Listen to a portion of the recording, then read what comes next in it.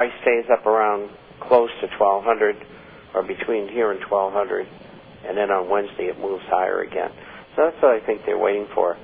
The outstanding gainer for the day was Mindfinders, up 1.40%, but the rest of them were up 0.12, 0.54, and one of them was off 1.05.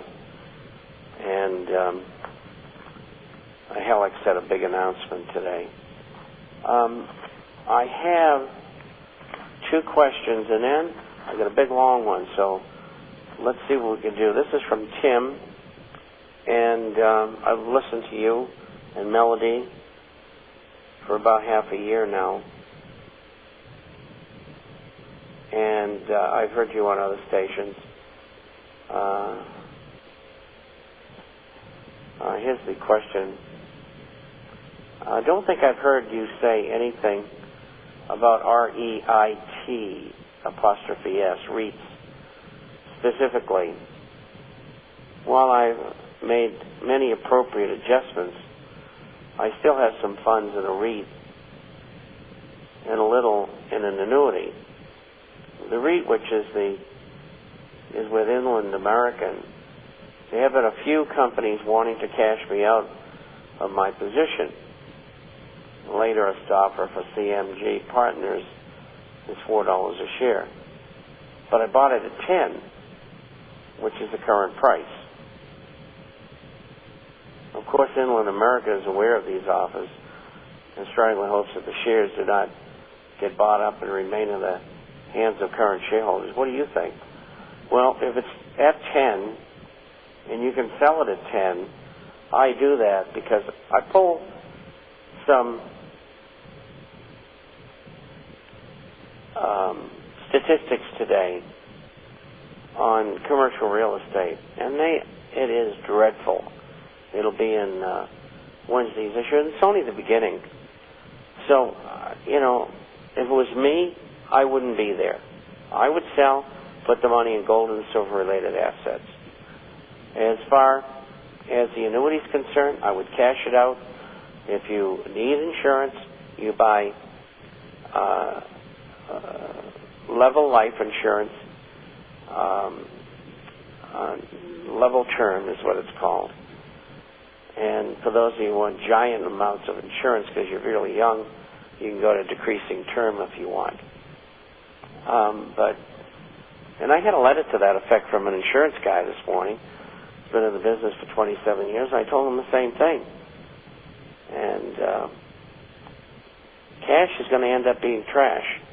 You don't want to be in real estate deals. The market's going to crack. I don't know when, but it's going to. And interest rates have got to go up sooner or later. So bonds are going to get hurt. Somebody just wrote me and asked me about an insurance company that would write a policy and lend you 80% of the face. I never heard of anything so crazy in my life. But evidently companies are doing that. Oh, that's too dangerous for me. And that's got to be too dangerous for the insurance company. But anyway, that fixes that. And I wouldn't do that. I would get out. In desperate times, they come out with desperate programs, don't they? Well, yeah, the guys that are making the office at $4 got to have their head examined. Yeah. What do they think? People are dumb? Yeah. Okay, this is for Melanie. You know. Many argue we are not in inflation, but deflation. Clarify. If we were in the deflationary collapse right now, would not prices of everything be going down, etc.? The answer is we've had deflation for 7 years. It's been offset by inflation and then some. On average, we had inflation over the last 7 years, probably around 8%. The increase in money and credit right now is zero.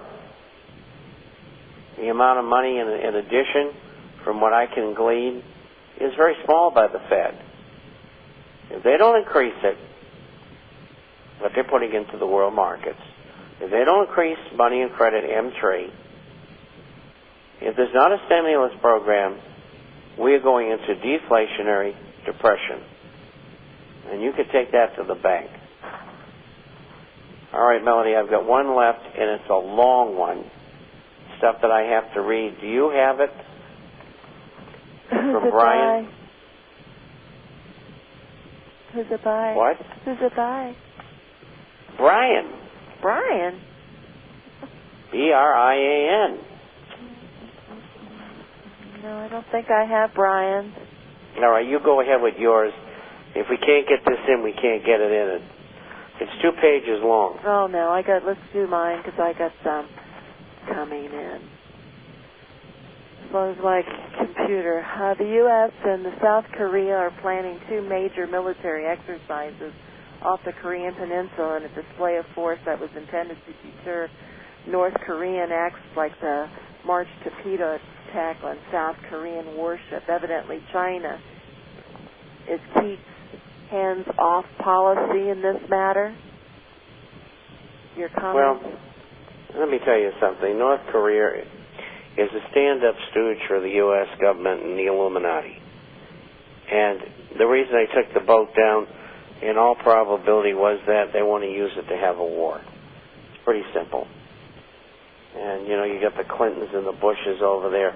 They've been hiding their ill-begotten gains. Number one creator of counterfeit money in the world today is North Korea.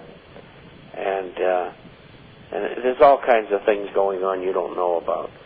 I have a piece from one of my subscribers who's an investigator, and it's got some good stuff in it, and you'll see that on Wednesday. But that's what I believe it's all about. And he also added a second question, and we talked about this, about, the rain evaporation over the Gulf, and we already knew that, that's not going to happen and so forth. However, there is a dispersant that is being used on the oil that is very toxic, and that is not even allowed to be used in Britain. So is it, and, any of the listeners out there, if you want to email me on this also, but those dispersants are toxics, and they're not even allowed to be used in Britain.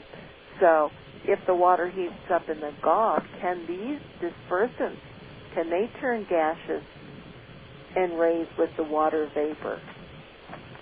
So, well, I think so. I'm just guessing. I'm a non-professional in this, but there's some dangerous stuff going on, and they don't have to do that. And this is another false flag event, believe me.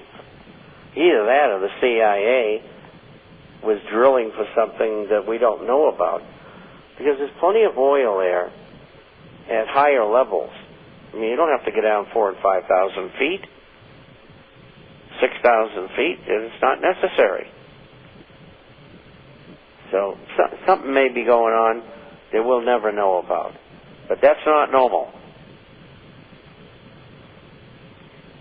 that whole situation is odd. Well, you get Halliburton Yeah. in there with BP, and they're both controlled indirectly by the royal family. So they're up to something. I just don't know exactly what it is yet. This question is in from a Canadian, and he wants to know, do the same warning applies for Canadians, like money for 3 months, maximum in account, reserve food, and etc.? I think that's a good question, and if I lived in Canada, I would do that.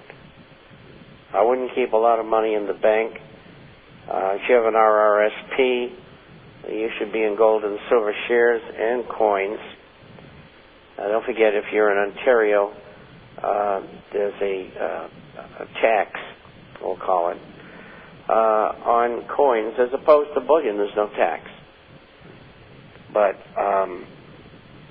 play it cool. Play it. Everybody's going to get affected sooner or later by this. All of these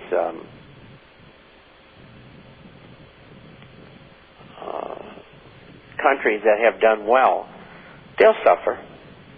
You know, not in the same way that the U.S. and the pigs in England will. On a scale of 10, they'll all be 10s. And there's probably another 10 countries or 15 countries just like that. But Canada is probably going to be a 4, maybe even a 3. And yes, there'll be a downslide in real estate in Ontario, and particularly in BC. It has to happen. I mean, the average house in Vancouver is $1.1 million. I used to live there. I mean, I wouldn't pay $1.1 million for